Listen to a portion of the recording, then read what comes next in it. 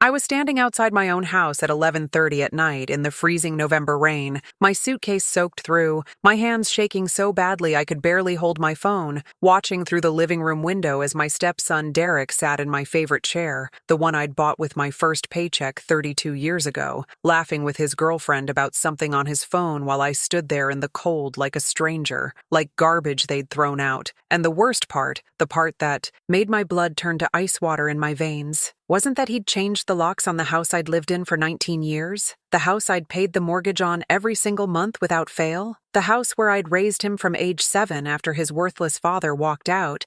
It was the text message I'd just read on my phone from his girlfriend Jessica, a message she'd sent to her friend by mistake, thinking she was texting Derek, that said, "And I'll never forget these exact words as long as I live. She's finally gone. The old bitch actually left. Derek changed the locks this afternoon while she was at work and we moved all her stuff to the garage. She'll probably cry and beg, but we're not letting her back in. The house is ours now. She's too stupid and too soft to actually fight us. She'll probably go stay with her sister and we'll have this whole place to ourselves. Maybe we'll even get her to sign it over to us if we play it right. She's so desperate for Derek to love her, she'll do anything. It's pathetic, really." I stood there reading those words over and over, rain soaking through my coat, running down my face, mixing with tears I didn't even know I was crying. My whole body shaking not just from cold, but from a rage so pure and so complete. It felt like something physical was tearing open inside my chest. And I realized in that moment, with absolute crystal clarity, that I had spent 19 years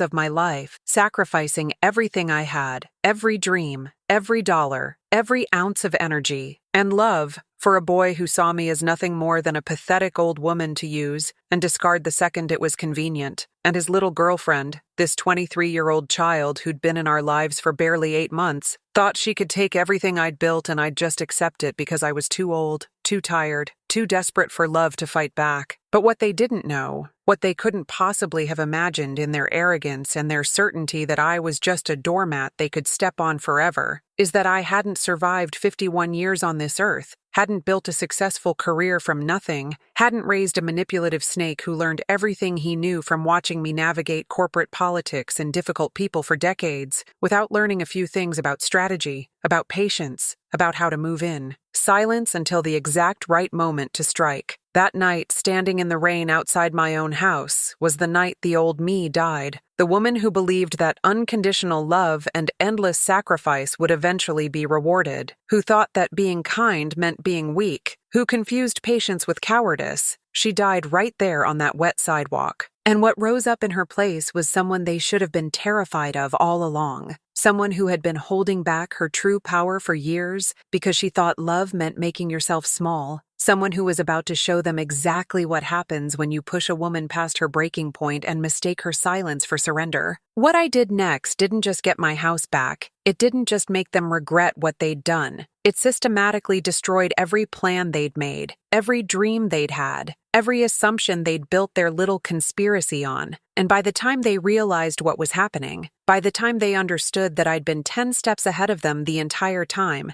it was already far, far too late to stop the consequences I'd set in motion. And I enjoyed every single second of watching their world crumble exactly the way they'd tried to crumble mine. Before I tell you exactly how I made them pay for what they did, before I walk you through every strategic move I made that left them with nothing while I rebuilt everything bigger and better than before, if you're sitting there thinking, finally, a story where the woman doesn't just forgive and forget, where she doesn't just turn the other cheek and let people destroy her, then subscribe to this channel right now and turn on all notifications, because this is what we do here. We share real stories of women over 45 who stopped accepting disrespect, who stopped playing by rules designed to keep us powerless, who used their intelligence and their experience and their absolute refusal to stay down to serve justice so cold it burns. Hit that subscribe button right now, because what I'm about to tell you will restore your faith that terrible people don't always win, and you won't want to miss the other stories I share every single week of mature women who turned their betrayal into triumph. Subscribe now, because what comes next in my story is just the beginning. Now let me take you back to the beginning so you understand exactly what I gave up, exactly what I sacrificed, exactly what I built that they thought they could just take from me without consequences. I met Derek's father, Michael, when I was 32, already successful in my career as a senior project manager at a major tech company,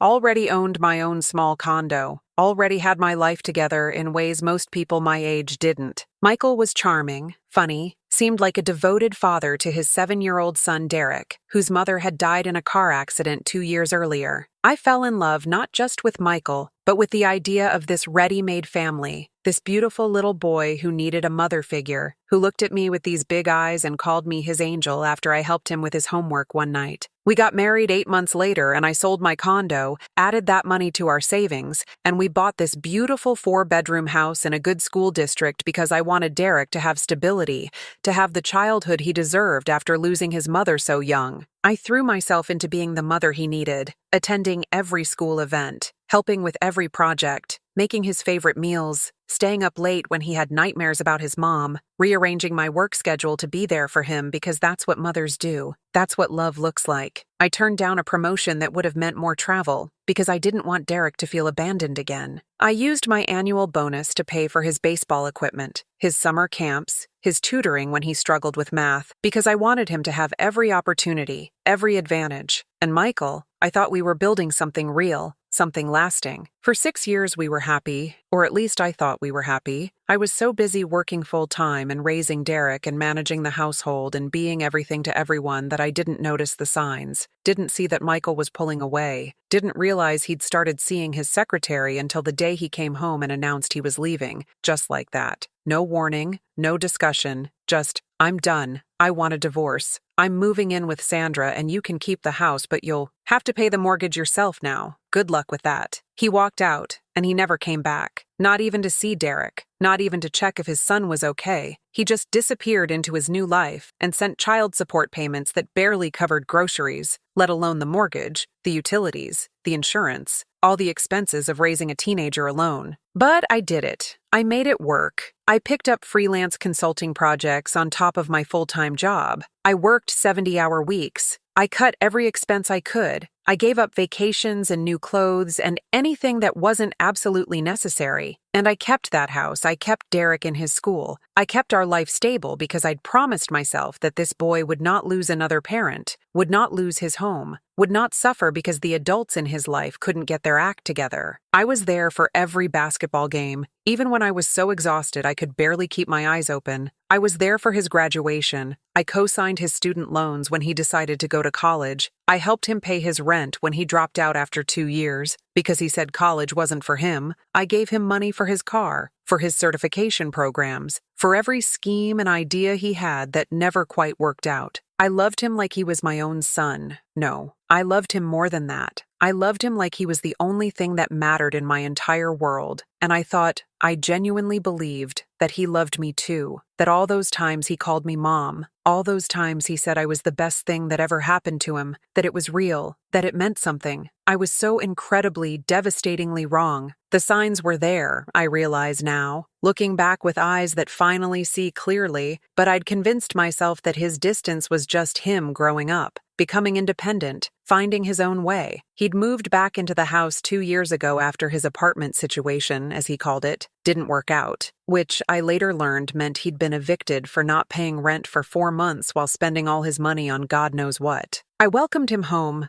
I told him, take all the time you need. This is your home. I'm here for you. Because that's what I thought love looked like. Unconditional support no matter what. He started bringing Jessica around about 8 months ago. This young woman who was sweet to my face, but I could feel something off about her, something calculating in the way she looked around the house, asked questions about when I'd bought it, how much it was worth, whether I had a will, questions that felt intrusive but I brushed it off, told myself I was being paranoid, being unfair, being the jealous mother figure who needed to let her son have his own life. I watched them take over more and more of the house, watched Derek stop contributing to groceries or utilities, watched him treat me less like his mother and more like an annoying roommate he had to tolerate, watched him and Jessica whisper and laugh and go silent whenever I entered a room, but I told myself it was temporary, told myself he was going through something, told myself if I just loved him enough, supported him enough, gave him enough space and patience and understanding, he'd remember who I was, what I'd done for him, how much I'd sacrificed, and he'd appreciate it. He'd see me. He'd love me back. 3 weeks before the night he locked me out, I'd overheard him on the phone in the garage. He didn't know I was outside putting recycling bins away, and I heard him say to someone, probably Jessica, "Yeah, she's never gonna leave. She's too attached to this house, too attached to me, but we don't need to wait forever. There are ways to make someone's life so uncomfortable they want to leave on their own. And if that doesn't work, there are legal ways to get someone out of a house even if their name is on the deed. My buddy works for a lawyer who does this kind of thing all the time. You just have to be patient and document everything." I felt sick listening to those words, but I convinced myself I'd misunderstood, that he couldn't possibly be talking about me, that I was jumping to conclusions. So I said nothing, did nothing, just went back inside and pretended I hadn't heard anything because confrontation felt scarier than denial. Because admitting what I'd heard would mean admitting that the boy I'd raised, the boy I'd loved like my own son for 19 years, saw me as an obstacle to remove, not a person who deserved basic human dignity, let alone gratitude or love. 2 weeks before lockout night, I noticed documents in the printer, legal forms about adverse possession and tenant removal, and my stomach dropped. But I still didn't say anything, still didn't confront him. I just quietly took photos of everything with my phone, some instinct I didn't even understand yet telling me to document, to save evidence, to protect myself even though I didn't consciously admit what I was protecting myself from. 1 week before, Jessica's friend came over and I heard them in Derek's room. The friend saying, "You really think she'll just sign the house over if you tell her you need it for your future, for starting a family?" And Jessica laughing, that cold, cruel laugh that still echoes in my nightmares, saying she's so desperate for Derek to see her as a good mother that she'd give us anything if we frame it right. She's pathetic, really. She's built her whole identity around taking care of him. She won't know who she is without that role. We can use that. And Derek's voice, my boy's voice, the child I'd raised, saying, "Yeah, and if she doesn't cooperate, there are other ways. We've already talked to that lawyer. We have options." I stood outside that door feeling my heart literally crack inside my chest, feeling the world tilt sideways, but I walked away silently, went to my room, closed the door, and sat there in the dark for 3 hours, just breathing, just processing, just feeling everything I'd believed about my life disintegrate like paper in fire. And then came that night, that cold November night when I came home from work at my usual time, 6:15 in the evening, tired from a long day of back-to-back meetings, but looking forward to the quiet evening at home I'd planned, maybe make some tea, watch a show, rest these bones that were feeling every single one of my 51 years, and my key didn't work in the front door lock. I stood there turning it, thinking it must be stuck. It's an old lock. It sticks sometimes, but it wasn't sticking. It was a completely different lock. They'd changed it, and I felt this wave of cold confusion wash over me. Checked the house number thinking maybe I'd somehow gone to the wrong house in my exhaustion. But no, this was my house, my porch, my welcome mat, my potted plants, and the door wouldn't open. I knocked, gently at first, then harder. Then I was pounding on my own door, calling Derek's name. And finally, he opened it, just opened it wide enough for me to see his face, that face I'd loved for 19 years. And he looked at me with absolutely no warmth, no recognition of our relationship, nothing, and said, "You don't live here anymore. Your stuff is in the garage. You need to leave now or I'll call the police for trespassing." And I just stood there unable to process what I was hearing, saying, "What are you talking about? This is my house. Derek, what's going on?" And he actually smirked, this cold little smile, and said, "The house is in my name now, has been for 6 months. You signed the deed transfer in April. Remember? When I told you it was for refinancing purposes, you signed it without even reading it because you trust me so much, and technically you've been my tenant since then, and I'm evicting you effective immediately. You have no legal right to be here, so leave before I have you arrested." I couldn't breathe, couldn't think, couldn't understand how this was happening. And I said, "But I paid the mortgage. I pay all the bills. How can you just..." And he cut me off, said, "I don't owe you explanations. You made your choices. You wanted to play mommy so bad? Well, congratulations. You did a great job. Now your job is done, and I need you to leave." And he shut the door in my face, just closed it while I was still talking, and I heard the lock click, heard him and Jessica laughing on the other side, heard her say, "Oh my God, that was easier than we thought." She just stood there like a sad puppy. This is going to be so easy. I went to the garage, the side door was open, and there were my things, my clothes thrown into garbage bags, my photos in a cardboard box, my personal items just dumped like trash, and taped to one of the bags was a note in Jessica's handwriting that said, "Don't try to come back. Don't try to fight this. You'll lose. Derek owns the house legally. You have no rights here. Accept it,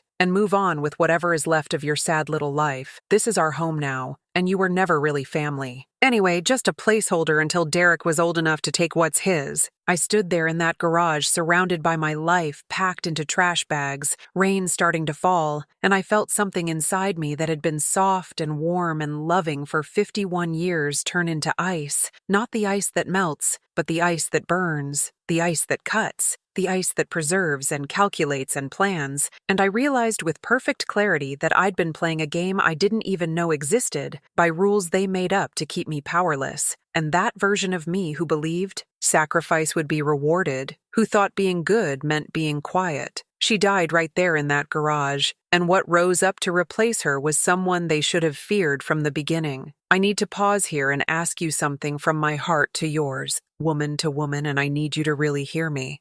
Have you ever given everything you had to people who treated you like you were disposable? Have you ever looked in the mirror and barely recognized yourself because you poured so much into others that there was nothing left of who you used to be? Have you ever felt that specific exhaustion that comes not from working hard, but from loving people who don't love you back? From sacrificing for people who see your sacrifice as weakness? From being kind to people who mistake your kindness for stupidity? If you're sitting there right now feeling your chest tighten because you know exactly what I'm talking about, because you've lived some version of this nightmare, because you're maybe living it right now, I want you to do something powerful for yourself. Write in the comments right now, just 4 words, "My silence ends today." That's it. 4 words. This isn't just a YouTube comment. This is your declaration to the universe, to yourself, to everyone who has taken you for granted, that you're done, that you're not accepting this anymore, that you're not protecting people who hurt you anymore. When you write "My silence ends today," you're not just typing words. You're activating something that's been dormant inside you, something they tried to kill but couldn't. You're telling your soul it's safe to fight back now. It's safe to be powerful now. It's safe to demand the respect you deserve. And you're lighting the way for another woman who desperately needs to see that it's possible to come back from betrayal, that it's possible to take your power back. Write it now. My silence ends today, and let's continue this journey together. Thank you for trusting me with that declaration. Now let me show you what happened when I finally chose myself over people who never chose me. That night I didn't cry. I didn't beg. I didn't call Derek 100 times pleading for another chance. I didn't stand outside my house making a scene. I didn't do any of the things they probably expected me to do, the things that would have made me look crazy or unstable or given them ammunition to paint me as the problem. Instead, I got in my car, I drove to a hotel, I checked in, I took a long hot shower, and then I sat on that hotel bed with my laptop and my phone, and I started working. The first thing I did was pull up all the documents I'd photographed weeks earlier, all those legal papers I'd found in the printer about adverse possession and tenant removal, and I studied them, really studied them, and I realized they'd been planning this for months, maybe longer, researching, consulting lawyers, building a strategy, and they'd underestimated me so completely, so thoroughly, that they'd left their entire playbook where I could find it, photograph it, use it against them. The second thing I did was log into my email and search for every single message from Derek over the past year, and I found the email from April, the one where he'd sent me that deed transfer document, and I read it with new eyes that weren't clouded by love and trust, and I saw it for exactly what it was, fraud, because he'd told me it was a refinancing document. He'd lied about what I was signing. He'd obtained my signature through deception, and that meant the transfer wasn't legal, wasn't valid, wasn't worth the paper it was printed on. The third thing I did was call my best friend Rachel, The one person in my life who'd been gently, carefully suggesting for months that Derek was using me, that something wasn't right, that I needed to protect myself. And I told her everything, every detail. And she said the words I needed to hear. You're not crazy. You're not overreacting. This is elder abuse. This is fraud. This is illegal. And we're going to fix this. I know exactly who you need to call. She gave me the number of her lawyer, a woman named Patricia Chen who specialized in elder law and estate fraud. And even though it was almost midnight, I sent Patricia an email with everything, every document, every photo, every text message, every piece of evidence I'd been collecting without even consciously knowing I was collecting it, and I asked for an emergency consultation first thing in the morning. I barely slept that night, but it wasn't because I was crying or falling apart. It was because my mind was working at a speed and clarity I hadn't experienced in years, maybe decades, connecting dots, seeing patterns, understanding dynamics I'd been deliberately blind to because seeing them would have meant admitting painful truths about the person I'd loved and trusted most in the world. I realized that Derek had always been manipulative, even as a child, but I'd called it charm, called it intelligence, called it knowing what he wanted, because I loved him, and love makes you reframe red flags as quirks. I remembered all the times he'd lied to me about small things, and I'd caught him, but he'd talked his way out of it so smoothly that I'd ended up apologizing to him for doubting him, and I'd thought that was normal teenage behavior, normal step-parent growing pains, never seeing it for what it actually was. Practice, preparation, learning exactly how to manipulate me, learning that I would always believe him over my own instincts, always choose his version of reality over what my eyes and ears told me. I remembered every time I'd given him money and he'd promised to pay me back and never did, and I told myself it was fine. Family doesn't keep score, but it wasn't about the money. It was about him learning that he could take from me without consequences, without reciprocity, without even basic gratitude. I remembered the time I'd overheard him telling a friend that I was so easy to handle. Just tell her what she wants to hear, and she'll do anything. She's desperate to be needed, desperate to be loved, desperate to matter to someone. It's actually kind of sad. And I'd pushed that memory down, buried it, pretended I'd misheard. But I hadn't misheard. He'd said exactly what he meant, and he'd been right about me. I had been desperate, so desperate that I'd made myself blind and deaf and stupid to keep the illusion of family alive. But not anymore. That version of me was dead. And this new version, this ice-cold strategist version, she saw everything clearly, and she was going to use every single piece of information she'd gathered, every advantage she had, every resource at her disposal, to make sure Derek and Jessica learned the hardest lesson of their lives, that you don't betray someone who knows where all your bodies are buried, who has receipts for everything, who is smarter than you ever imagined possible because she was hiding her intelligence to make you feel big. The next morning I met with Patricia Chen in her office and I laid out everything, and I watched her face go from professional interest to genuine anger as she reviewed the documents, the emails, the text messages, the timeline of events, and she said with absolute certainty, "This deed transfer is void. He obtained it through fraud and misrepresentation. We can prove that. We have his own email where he lied about what the document was. That alone invalidates it. Plus, you were never served. Proper eviction notice. He can't just change the locks and throw you out. That's illegal. That's a criminal offense, actually. And even if the deed transfer had been legitimate, he'd still be required to follow legal eviction procedures, which take months. He's violated about 6 different laws here, and we're going to use every single one of them to bury him." She told me not to go back to the house, not to contact Derek, not to do anything that could be twisted into harassment or trespassing claims. Just let her handle everything legally and quietly while we built our case. And in the meantime, she said, "I want you to do something for yourself. I want you to think about what you actually want from this situation,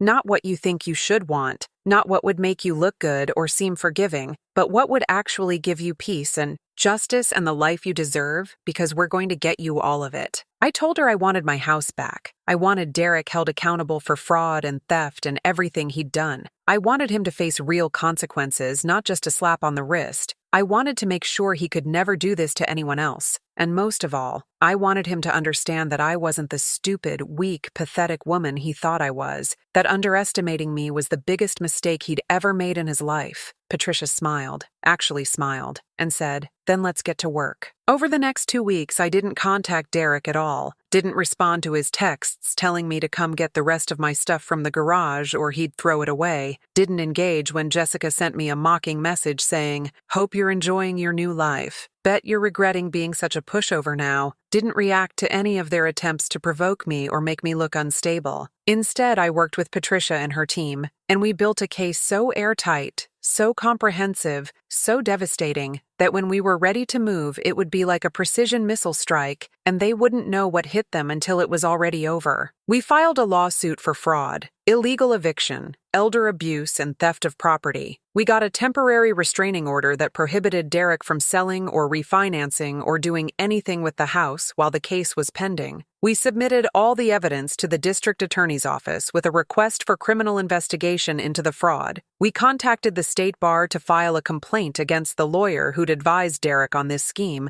because lawyers aren't supposed to help. People commit fraud, and we put a lien on the house ensuring that even if somehow Derek won, which Patricia said had about a 0% chance of happening, he still couldn't profit from his crime. But that was just the legal side. That was just making sure I got my house back, and he faced consequences in court. That was necessary, but it wasn't sufficient. It wasn't enough to satisfy the cold, burning rage I felt every time I thought about him laughing while I stood outside in the rain, about Jessica's note calling my life sad and pathetic, about all the years I'd sacrificed while he'd been planning how to use me and discard me. So I did something else. Something Patricia didn't need to know about. Something that wasn't illegal but was definitely strategic and definitely calculated and definitely designed to hurt him in ways that mattered more than legal consequences. See, one thing Derek never knew about me is that in my 30-plus year career in tech, I'd built relationships with people at every major company in our area. I'd mentored dozens of young professionals who'd gone on to leadership positions. I'd served on boards. I'd consulted for startups. I'd been active in professional organizations. And all those people, all those connections, they remembered me. They respected me. They owed me favors, or just genuinely liked me. And when I reached out to them with a very carefully worded explanation of my situation, not asking for anything directly, just letting them know that my stepson had committed fraud against me, and I wanted to make sure other companies were aware in case he applied for positions requiring trust or handling of finances, well, let's just say that Derek's job prospects in this city became very limited very quickly. I also happened to mention to a few people in my network that Derek had been lying on his resume about having a college degree he never actually completed, which I knew for a fact because I'd co-signed those student loans, and I had all the records showing he'd dropped out, and resume fraud is taken very seriously in professional circles. It's grounds for immediate termination and blacklisting. Within a week of me making those quiet, casual mentions to the right people, Derek lost his job, the sales position at a software company that he'd somehow gotten despite having no real qualifications. And I knew he lost it because Jessica posted a rant on social media about how unfair it was that companies do background checks and how her boyfriend was being persecuted for small mistakes on his resume. And I smiled reading that. Smiled because this was just the beginning, the very beginning of consequences catching up to them. I also made sure to let Derek's father Michael know what was happening, even though Michael had been completely absent from Derek's life for 13 years, because I knew Derek had recently reconnected with his dad, had been telling people that his real parents were back in his life, and he didn't need his fake mom anymore. And I sent Michael a very polite email with all the documentation of what Derek had done, and I said, I thought you should know what kind of man your son has become, what kind of values he has.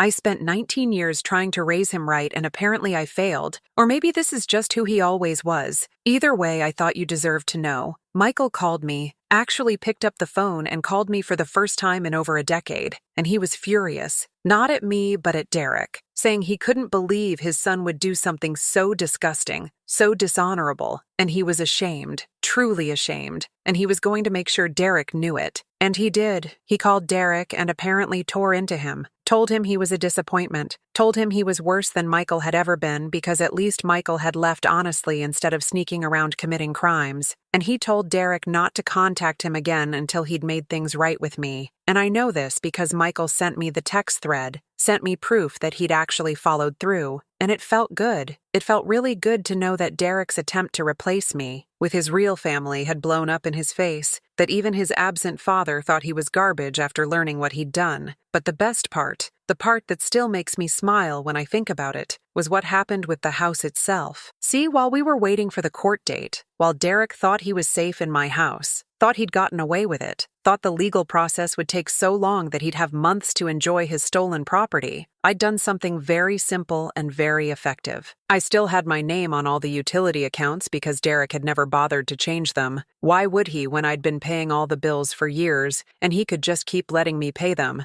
Except now I wasn't paying them. I'd called every single utility company, electric, gas, water, internet, trash, everything, and I'd told them I was moving out of the property, that I was no longer responsible for the bills, that the new occupant Derek Matthews would need to set up his own accounts, and I'd formally closed my accounts effective immediately. Within 3 days, the power was shut off, then the water, then the gas, and Derek and Jessica were sitting in my house in the cold and the dark with no running water and no internet, because Derek had never had utilities in his name before, had no credit history for utilities, and the companies wanted deposits he couldn't afford now that he'd lost his job, deposits that were hundreds of dollars per utility, and even after he somehow scrounged up the money, it took weeks for them to actually turn everything back on because there's a process, there are waiting periods, there are installation appointments. And I know all this because Jessica, brilliant Jessica, posted everything on social media, posted about how they were showering at the gym, how they were using candles for light, how unfair it was that utility companies were punishing them for my vindictiveness, never once acknowledging that this was happening because they'd stolen a house and were now facing the basic adult consequences of having to pay their own bills,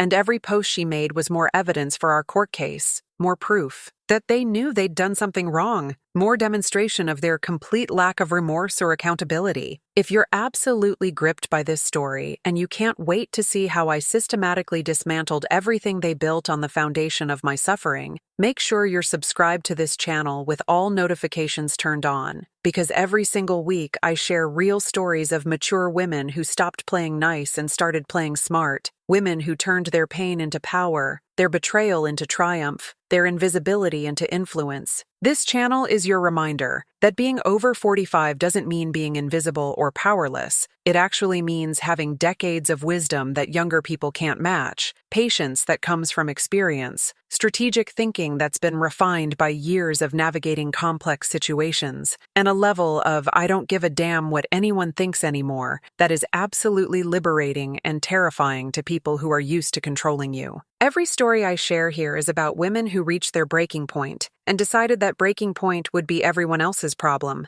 not theirs. Women who stopped asking for respect and started demanding it. Women who realized they didn't need permission or approval to reclaim their lives. So subscribe right now, turn on that bell, because the women in this community don't just survive, we dominate. We don't just get even, we get ahead. And I'm about to show you exactly how I did it. But I promise you'll want to be here next week when I share the story of a 56-year-old grandmother who discovered her entire family had been planning for 2 years to put her in a nursing home so they could sell her house and split the money. And what she did when she found out will make my revenge look merciful. Hit that subscribe button now. 2 months after lockout night, we finally had our day in court. And I walked into that courtroom feeling calm, feeling powerful, feeling like I was exactly where I was supposed to be, while Derek and Jessica sat on the other side looking increasingly nervous as Patricia laid out our case, piece by piece, document by document, email by email, building an absolutely undeniable narrative of fraud and deception and illegal eviction. Derek's lawyer, the same one who'd advised him on this whole scheme,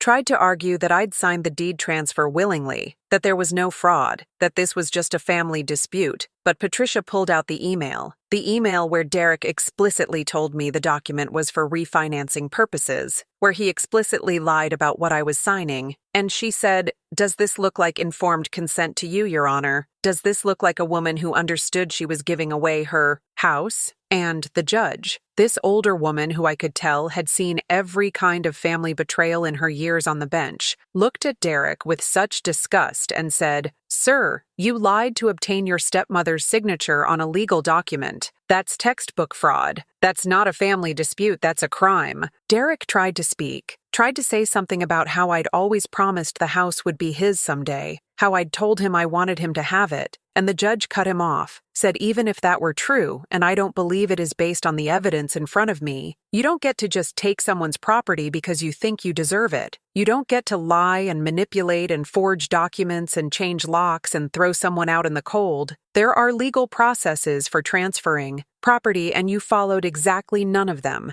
And quite frankly, sir, your behavior is some of the most callous elder abuse I've seen in my courtroom, and I'm not inclined to show you any mercy. She ruled in my favor on every single count, voided the deed transfer, ordered Derek to vacate the property immediately, awarded me damages for the emotional distress and the cost of temporary housing and legal fees, and she referred the case to the district attorney for criminal prosecution for fraud and elder abuse. Derek's face when she read that ruling, when he realized he'd lost everything, that look of shock and disbelief and dawning horror as he understood that his plan had completely backfired, that might be the most satisfying thing I've ever seen in my entire life. But even that wasn't the end. Even that wasn't enough, because the criminal case moved forward, and Derek was actually charged with felony fraud and felony elder abuse, and his lawyer, the one who'd helped him plan this whole thing, was disbarred after the state bar investigated and found that he'd knowingly assisted in committing fraud, which lawyers absolutely cannot do.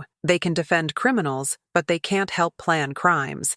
And this lawyer had crossed that line, and now his career was over. Derek ended up taking a plea deal to avoid trial, pleading guilty to reduced charges, and he got 2 years probation, a permanent criminal record, and an order to pay me restitution of $50,000 for damages and emotional distress. $50,000 he didn't have and would probably be paying off for the rest of his life. The house was mine again, completely and legally and undeniably mine. And the first thing I did when I got my keys back was change every single lock, every window lock, every code, every password, everything. And then I went through room by room, removing every trace of Derek and Jessica, every piece of their presence. And I had it all their belongings, everything they'd left behind in their hurried move out. I had it all packed up and delivered to Derek's new address, a tiny studio, apartment in the worst part of town that was all he could afford now, with no job and a criminal record and no references who would vouch for him. And Jessica, sweet Jessica, who'd written that note calling my life sad and pathetic, she left Derek about 3 months after the court ruling, right around the time she realized he wasn't going to be her meal ticket to an easy life, that he was actually going to be broke and struggling and marked as a criminal for years. And she moved on to some other guy she met online. And I know Derek was devastated. I know he'd actually loved her in his shallow, selfish way, and losing her on top of losing the house and his job and his freedom and his father's respect and his clean record, it broke something in him. And part of me felt satisfaction at that. But honestly, most of me just felt nothing. Just felt the cool indifference that comes when someone who hurt you finally becomes irrelevant to your life. He tried to reach out a few times, sent me emails that started apologetic and then devolved into angry rants about how I'd ruined his life, how all he'd wanted was what was rightfully his, how I'd always been controlling and manipulative, and this just proved it. And I didn't respond, didn't engage, just forwarded everything to Patricia and to his probation officer, because those emails violated the restraining order, and I wanted everything documented, wanted him to face consequences for every single violation, every single overstep, wanted him to learn that I wasn't his mother anymore, wasn't his doormat anymore, wasn't someone he could hurt without repercussions. If watching karma work through me gave you even a fraction of the satisfaction and vindication it gave me to actually live it, to watch their faces as they realized what I'd done, to see them finally understand that actions have consequences, and you can't treat people like garbage forever without it coming back to destroy you, hit that like button right now. Every single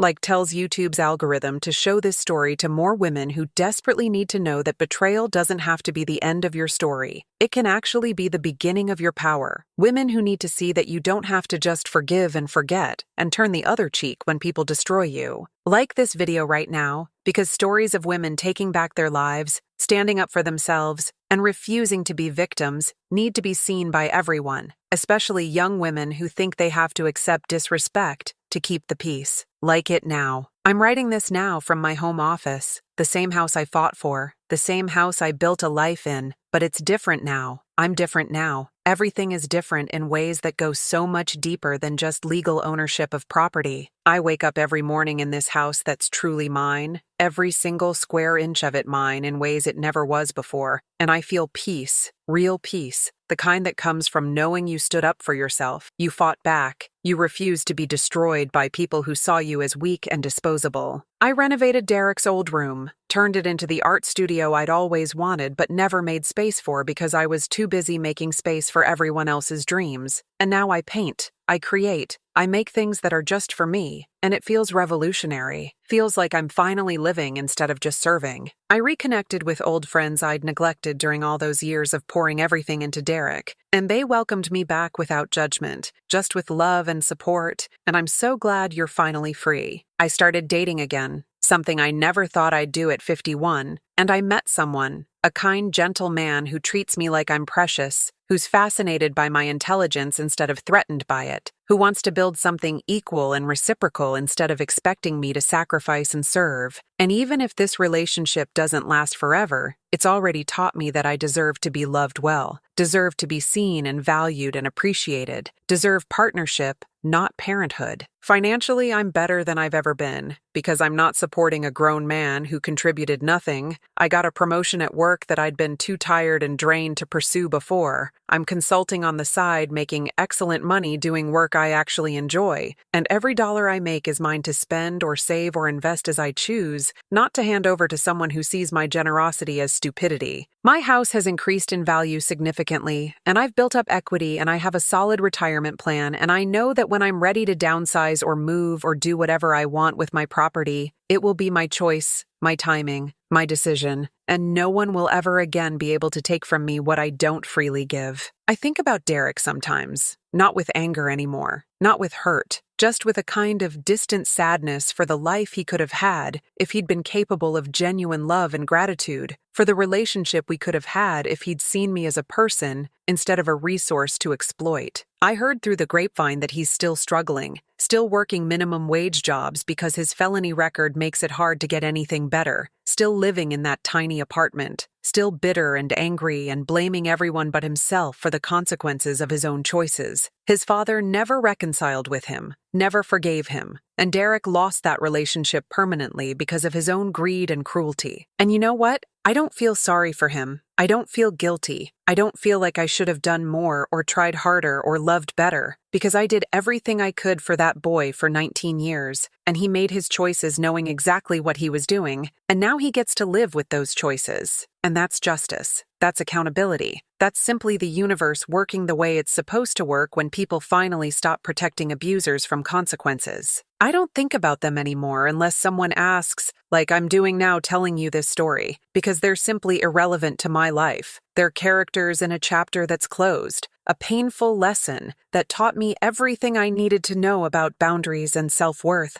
and the difference between love and enabling. They made their choices. Those choices had consequences, and I'm not responsible for protecting them from those consequences anymore. I'm not responsible for making their lives easier, or their feelings more comfortable, or their bad decisions less painful. I'm busy living my life, finally, for the first time in decades, living for myself, building for myself, choosing myself every single day, and it feels like freedom, like coming home to a self I'd abandoned decades ago in the name of sacrifice and service and unconditional love that was only ever flowing one direction. Now I want to talk directly to you, to whoever is watching this right now, especially if you're a woman over 45 who's been giving and giving and giving to people who only take, who's been loving people who don't love you back, who's been sacrificing yourself, thinking it will eventually be appreciated and rewarded and reciprocated. I want you to hear this clearly. It is not too late for you. You are not too old. You have not wasted too much time. You have not given too much to ever get yourself back. Every single day you continue accepting disrespect is a day stolen from a life that could be good, could be peaceful, could be yours, truly yours, not lived in service to people who see your service as weakness. You are not weak for being hurt by betrayal. You are not dramatic for having boundaries. You are not selfish for wanting respect and reciprocity. You are not bitter for refusing to keep giving to people who only take. The fact that you're still standing after everything you've been through, the fact that you haven't completely broken under the weight of being taken for granted and used and discarded, that proves you have extraordinary strength. Strength you need to redirect toward protecting yourself instead of protecting people who hurt you. You're not alone in this. Millions of women around the world are living variations of the same story, giving everything to children or partners or family members who treat that generosity like it's owed instead of chosen,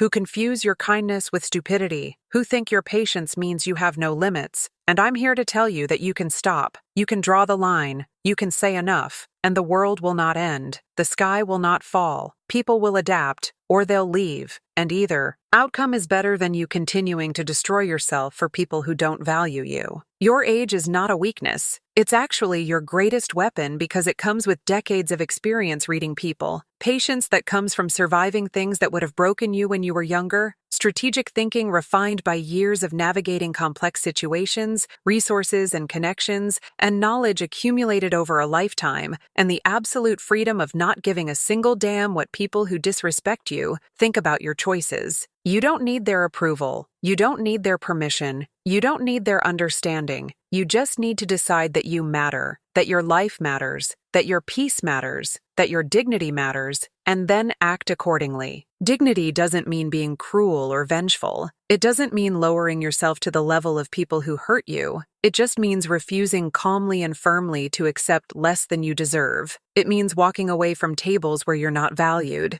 It means protecting your resources and your energy and your love for people who actually reciprocate. Justice isn't about hatred or bitterness. It's about accountability, about people finally having to deal with the natural consequences of their actions instead of being protected from those consequences by your endless forgiveness and understanding. Forgiveness doesn't mean allowing continued abuse. Real forgiveness often happens at a distance, without reconciliation, without giving more chances, just releasing the poison of anger so it doesn't destroy you while the people who hurt you move on unbothered. Power doesn't come from yelling or making scenes or losing control. It comes from moving in strategic silence until the exact right moment to act with precision and purpose. Being selfish is not a character flaw when you've spent decades being selfless for people who never reciprocated, when you've put everyone else's needs first until there was nothing left of you, when you've loved people more than you loved yourself until you forgot you were even a person with needs and dreams and worth beyond what you could provide to others. Choosing yourself after a lifetime of choosing everyone else isn't selfish. It's survival. It's sanity. It's the only way forward into a life that's actually yours. Stop accepting crumbs of affection and calling it love. Stop accepting the bare minimum and calling it enough. Stop accepting disrespect disguised as honesty or abuse disguised as family, or exploitation disguised as need. You deserve better. You deserve rest. You deserve peace. You deserve people who see you and value you and appreciate you. You deserve to build a life that energizes you instead of drains you. And the only person who can give you permission to have those things is you, not them, you. I'm not special. I'm not extraordinary. I'm not some exception to the rule of women who get trampled and stay down. I'm just a woman who decided enough was enough, who decided that the worst thing that could happen if I fought back wasn't actually worse than the guaranteed misery of continuing to accept abuse. And if I can rise from the ashes of complete betrayal, if I can rebuild a life better than anything I had before, if I can find peace and power and purpose after being treated like trash by someone I loved like my own child, then so can you. I promise you can. The only difference between where I am now and where you might be is that I already started, but you can start today, right now. this moment. The life you deserve is waiting for you on the other side of your fear of disappointing people who have never worried about disappointing you, on the other side of your fear of being alone, which honestly cannot be worse than being surrounded by people who make you feel alone, on the other side of your fear of starting over, which is actually just fear of finally starting to live for yourself instead of for people who don't appreciate it. If this story moved you, shook you, inspired you, or gave you ideas about your own situation and what you might be capable of doing, I need you to do 3 things right now before you click away. First, like this video. I'm serious. Hit that thumbs up right now, so the algorithm shows this to more women who need to see it. Women who are suffering in silence right now, thinking they have no options, no power, no way out. Your like literally changes lives by making this discoverable. Second, subscribe to this channel and turn on all notifications. And I mean all notifications, not just some, because next week I'm sharing the story of a 52-year-old grandmother who discovered her entire family had been planning secretly for 18 months to put her in a nursing home against her will so they could sell her house